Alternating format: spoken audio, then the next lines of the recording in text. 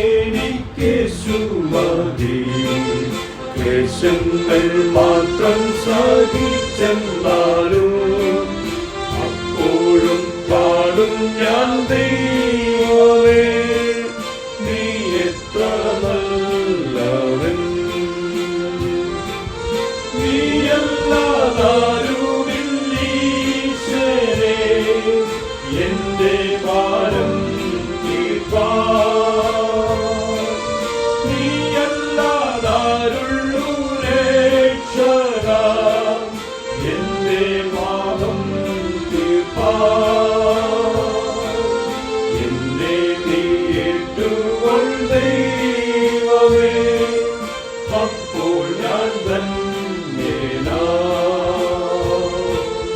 എന്നെ നീ ഏറ്റുകൊണ്ട ദൈവമേ അപ്പോൾ ഞാൻ ധന്യനാ.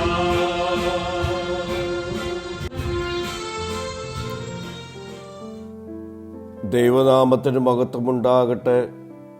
ഇന്നത്തെ പ്രഭാത ധ്യാനത്തിനായി 37 സങ്കീർത്തനം 18 വാക്യം.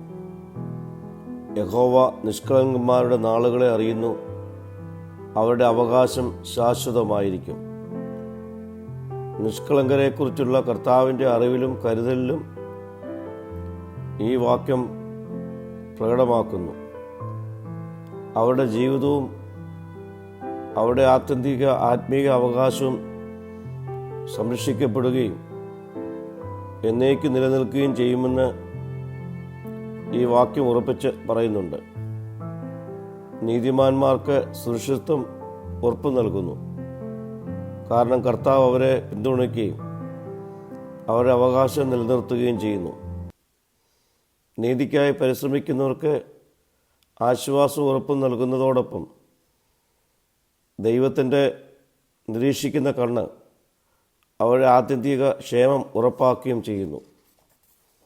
പ്രിയ സ്നേഹിതരെ, ലോക നേട്ടങ്ങളിൽ അസൂയപ്പെടുന്നതിന് പകരം കർത്താവിൻ്റെ അറിവിലും കരുതലിലും ആശ്രയിച്ചുകൊണ്ട് കുറ്റമറ്റ ജീവിതം നയിക്കുവാൻ ഈ നാളുകൾ നമ്മെ തന്നെ നമുക്കൊരുക്കാം. പ്രാർത്ഥിക്കാം. കർത്താവെ, ഒരു നിഷ്കളങ്ക ജീവിതം നയിക്കുവാൻ ഈ നാളുകളിൽ എന്നെ ഒരുക്കണമേ. മഹത്വം നീ എടുക്കണം. യേശുവിൻ്റെ നാമത്തിൽ തന്നെ. ആമീൻ.